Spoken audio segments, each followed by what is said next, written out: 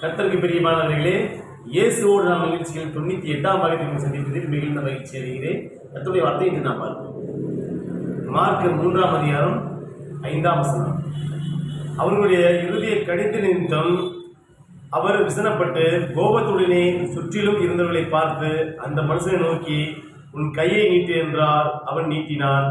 அவன் கை மறுகையை போல் சுத்தமாயிடுச்சு. அதாவது அவன் கை மறுகையை போல் சுத்தமாயிடுச்சு அப்படின்னு பார்க்கலாம்.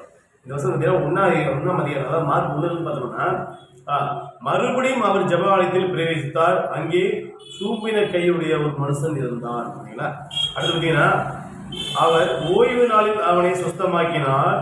அவன் பேரில் குற்றம் சாட்டலாம் என்று அவன் மேல் நோக்கமாக இருந்தார்கள். அப்போ ஏசப்பா ஓய்வு நாளில் குணப்படுத்தினா ஏசப்பா மேலே அவர் மேலே குற்றம் சாட்டலாம் நிறைய பேர் பிளான் பண்ணிட்டு இருக்கிறாங்க. அதான் சொல்றாரு. பார்த்தீங்கன்னா, அவர் ஓய்வு நாளில் அவனை சுத்தமாக்கினால் அவர் பேரில் குற்றம் சாட்டலாம் என்று அவர் பேர் நோக்கமா இருந்தார்கள். அப்போ இருந்தார்கள் அப்படின்னா ஒரு ஆள் கிடையாது, நிறைய பேர். அந்த நிறைய பேர் கூட்டமாக இருக்கிறாங்க. அந்த நிறைய பேரில் ஒரு சில ஆளுகள் ஏசப்பா எப்படியா குற்றம் சுமத்தலாம், ஏசப்பா மேலே எப்படியா பழி சுமத்தலான்ட்டு அநேக பேர் நோக்கமாக இருந்தார்கள் நம்ம பார்க்குறோம். அடுத்தது பார்த்தீங்கன்னா,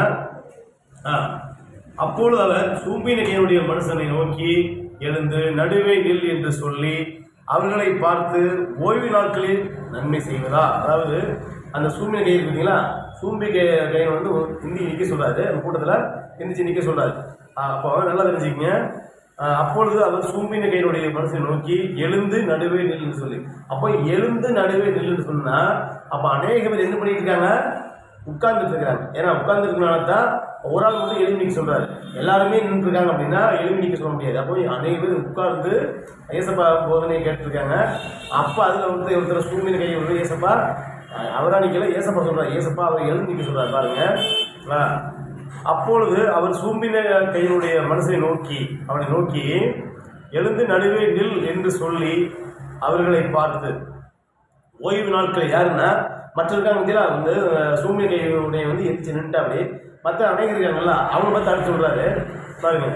அவர்களை பார்த்து, ஓய்வு நாட்களில் நன்மை செய்வதா தீமை செய்வதா, ஜீவனை காப்பதா அழிப்பதா, எது நியாயம் என்றார். அதற்கு அவர்கள் பேசாமல் இருந்தார்கள். ஏசப்பா ஒரு கேள்வியை கேட்டாரு, நிறைய கேள்வி கேட்டார் பாருங்க. அவர்களை பார்த்து,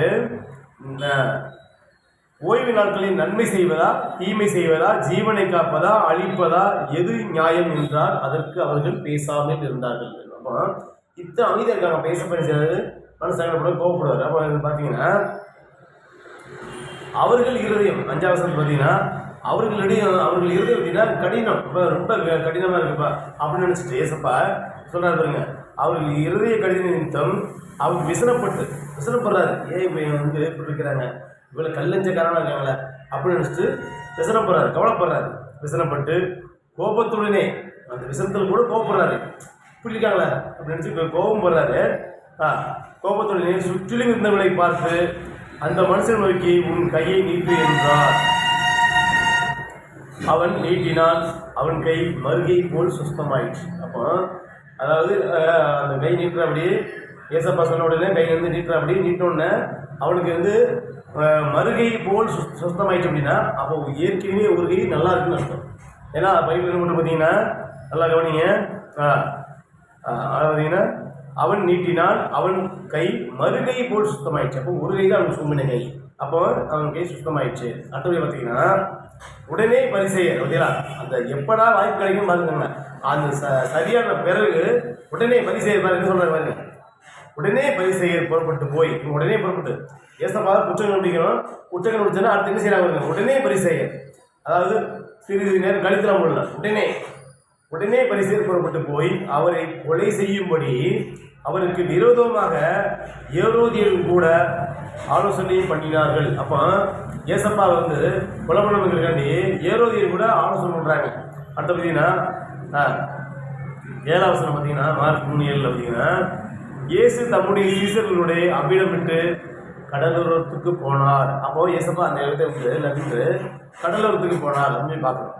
அடுத்து 8 பார்த்தீங்கன்னா 8ஆம் வசனம், கலிலேயாவிலும் யூதாயிலும் எருசலேமிலும் இது மேயாவிலும் யோர்தானுக்கு அக்கறையிலிருந்து திரளான ஜனங்கள் அவருக்கு பின் சென்றார்கள். அல்லாமலும் தீரு சீதோன் பட்டணங்களின் திசைகளில் வந்து திரளான ஜனங்கள் அவர் செய்த அற்புதங்களை குறித்து கேள்விப்பட்டு அவரிடத்தில் வந்தார்கள். அப்போ இந்த அற்புதம் நடந்தோன்னே இதை நிறைய பேர் கேள்விப்பட்டு திரளான ஜனங்கள், 1-2 பேர்ல என்ன பண்ண பார்த்தீங்கன்னா திரளான ஜனங்கள் பார்த்தீங்களா, பட்டணங்களின் திசையில் வந்து திரளான ஜனங்கள் அவர் செய்த அற்புதங்களை குறித்து கேள்விப்பட்டு அவரிடத்தில் வந்தார்கள். அப்போ நிறைய பேர் சொல்லுவாங்கல்ல, இப்போ சாதாரண ஒரு யாராவது ஒரு நன்மை செஞ்சா கூட, எப்பா ஒரு விஷயம் தெரியுமா, என்னாச்சு, இந்த மாதிரி ஒருத்தர் வந்தாப்பா அவங்க அப்படி உதவி பண்ணுறான்ப்பா அப்படின்னு சொல்கிறாங்க. அப்படியா, அவ்வளோ உதவி பண்ணுறாரு, பரவாயில்ல, அவர் நான் பார்க்கல அப்படின்னு எல்லாம் நினைக்கிறது தான். ஆனால் ஏசப்பா என்ன செய்யறாரு, யாருமே செய்ய முடியாது. நீங்கள் என்ன செய்யலாம், ஒரு உதவிகளுக்கு ஒரு உதவி செய்யறாருன்னா பணம் கொடுக்கலாம், ஒரு பொருள் வாங்கி கொடுக்கலாம், இதுதான் செய்ய முடியும். ஆனால் சூம்பின கையை நம்மளால் செய்ய முடியாது. கடவுள் தவிர யாரும் செய்ய முடியாது. ஆனால் கடவுள் வந்து உண்மையிலேயே பக்தியாக நம்ம வந்து இந்த 12 சீடர்கள் பார்த்தீங்களா, அவர் ஏசப்பா கொடுத்தாரு.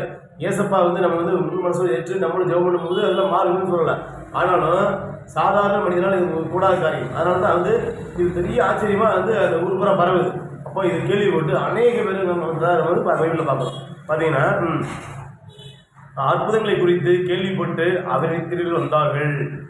அவர் அநேகரை சுத்தமாக்கினார். மறுபடியும் இருக்குல்ல, அப்போ அநேகர் இப்போ வந்திருக்காங்கன்னா அதில் யார் இருந்திருப்பாங்க, ஏப்பா ஊம்பின கை சரியாயிடுச்சு, அப்போ எனக்கு கட்டவர்கள் பார்த்தீங்கன்னா ஒரு மாதிரி இருக்குது, எனக்கு வந்து ஒரு காய்ச்சல் இருக்குது, தலைவலி இருக்குது, உடம்பு தலைவலி இருக்குது, எனக்கு சளி பிடிச்சிருக்கு, சின்ன நோய் எதுனாலும் சரி, அதாவது எந்த நோயாலும் சரி, ஏன்னா கையை வந்து வித்தியாசமாக கையை மாற்றக்கூடியவர், சாதாரண நோயெல்லாம் அவர் ஏமாற்றணும் அப்படின்னு நிறைய பேர் இருக்காங்க.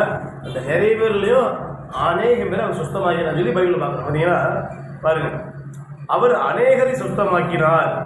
நோயாளிகள் எல்லாரும் அதை அறிந்து அவரை தொடர வேண்டும் என்று அவரிடத்தில் நெருங்கி வந்தார்கள். அவரை தொடரும், அதாவது ஏசப்பாவை தொடணும் அப்படின்ட்டு ஏசப்பாவை தொட வேண்டும் என்று அவரிடத்தில் நெருங்கி வந்தார்கள். உடனே ஏசப்பா பாருங்க, ஜனங்கள் திரளாய் இருந்தபடியால் அவர் தம்மை நெருங்காதபடிக்கு தமக்காக ஒரு படவை ஆயத்தம் பண்ண வேண்டும் என்று தம்முடைய சீசர்களுக்கு சொன்னார். அப்போ நிறைய வந்து கூட்டமாக இருக்குது. இப்போ நீங்கள் என்னதான் நீங்கள் வந்து தள்ளிடுங்க சொன்னாலுமே ஜனங்கள் வந்து ஏசப்பா தொட்டு பார்க்கணும், ஏசப்பா பக்கத்தில் வரணும், நம்ம தான் ஏசப்பா முன்னாடி நிற்க முன்னாடி நெருக்குவாங்க. பார்த்தீங்கன்னா அதாவது ஒரு இடங்கள் இருக்கும், டிஃப்ரெண்ட் இருக்கும். அப்போ ஏசப்பா வந்து நல்லா பிளான் பண்ண அருமையாக வந்து ஐடியா கொடுக்குறாங்க பாருங்க.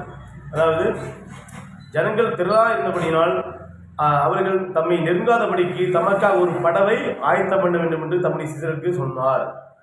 அடுத்தபடி பார்த்தீங்கன்னா, அசுத்த ஆவிகளும் அவரை கண்டபோது அவர் முன்பாக விழுந்து நீர் தேவனுடைய குமாரன் என்று சத்தமிட்டனர். அப்போ அசுத்த ஆவிகள் தெரியுது, அதாவது மற்றவங்களுக்கு கூட தெரியலையோ, அந்த ஏரோதி ராஜாவை போய் இந்த குறை சொல்லப்படாமல் பார்த்தீங்களா, அவங்க கூட தெரியலையோ, அசுத்த ஆவிக்கு தெரியுது சரிங்களா. அதாவது பார்த்தீங்கன்னா பரிசேயர் வந்து கேள்விப்பட்டு உடனே எங்கே போகிறாங்க,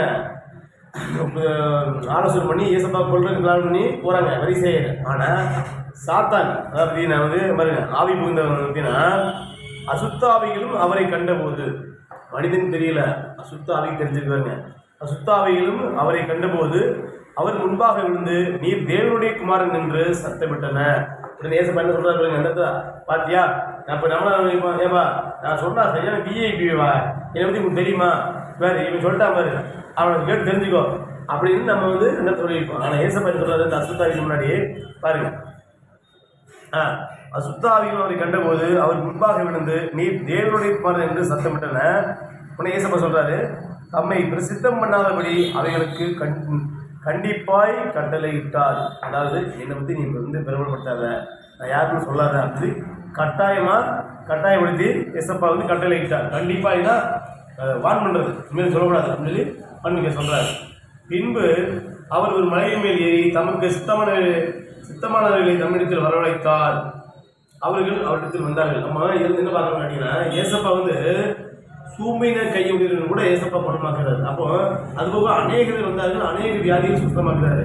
அப்போ நீங்கள் இந்த வீடியோ பார்த்துட்டு இருக்கீங்க, அநேக பேர் பிரச்சனை இருக்கலாம், உடல் பிரச்சனை இருக்கலாம், உடல் பலவீனம் இருக்கலாம். நீங்கள் ஏசப்பா வந்து நீங்கள் முன்னெடுத்து நீங்கள் ஜெபம் பண்ணும்போது அந்த பிரச்சனைலாம் உங்களுக்கு பறந்து போகும். என்னடா எவ்வளோ தான் நம்ம வந்து கஷ்டப்பட்டு உழைச்சாலும் வீட்டில் பணம் தர மாட்டேங்குது, வீட்டில் ஒரே போராட்டமாக இருக்குது, நமக்கு ஏதாவது யாராவது சொந்தக்காரங்க ஏதாவது பண்ணிட்டாங்களா அப்படின்னு நீங்கள் நினைக்கலாம். நீங்கள் என் மனசு நைட்டில் வந்து தூங்க முடியாது, தூக்கம் வர மாட்டேங்குது, இந்த மாதிரிலாம் நினைக்கலாம். ஏசப்பா வந்து உங்களெல்லாம் சொல்கிறாரு, நல்லா நீங்கள் வந்து ஜெபம் பண்ணணும். நீங்கள் முதல்ல நீங்கள் ஏசப்பா வந்து நமக்கு யாருமே தெரியாது, ஏசப்பா இது எப்படி ஜெபம் தெரியாது நினைக்கலாம். நீங்கள் ஏசப்பா வந்து உங்கள் தகவல், அதாவது ஏசப்பா வந்து உங்களுக்கு அவரோட பிள்ளையாக பார்க்குறாரு, நீங்கள் அவர் தகவலாக பாருங்கள். நீங்கள் நீங்கள் ஜெபம் பண்ணி நீங்கள் முட்டி போட்டு ஜெபம் பண்ணும்போது ஏசப்பா உடனே அவர் ஏசப்பா வந்து உங்களுக்கு ஜெபத்தை கேட்டு உங்களை வந்து உங்களுக்கு குறையை வந்து நிறைவேற்றுவார். நீங்கள் வந்து ஜெபம் பண்ணி கேளுங்க, உங்களுடைய பிரச்சனைகள்லாம் மாறும், மனக்குழப்பங்கள்லாம் மாறும், உங்களுடைய வந்து தேவையில்லாத சிந்தனைகள்லாம் மாறும். நீங்கள் வந்து பாவ வாழ்க்கையிலேருந்து நீங்கள் வெளியே வர்றதுக்கு ஏதுவாக இருக்கும். நீங்கள் இயேசுவை இருபட்சமே உங்கள் வாழ்க்கை மாறும். இந்த வீடியோ பார்த்துருக்கீங்க, சப்ஸ்கிரைப் பண்ணுங்கள், ஃபாலோ பண்ணுங்கள், கமெண்ட் பண்ணுறேங்க. நன்றி.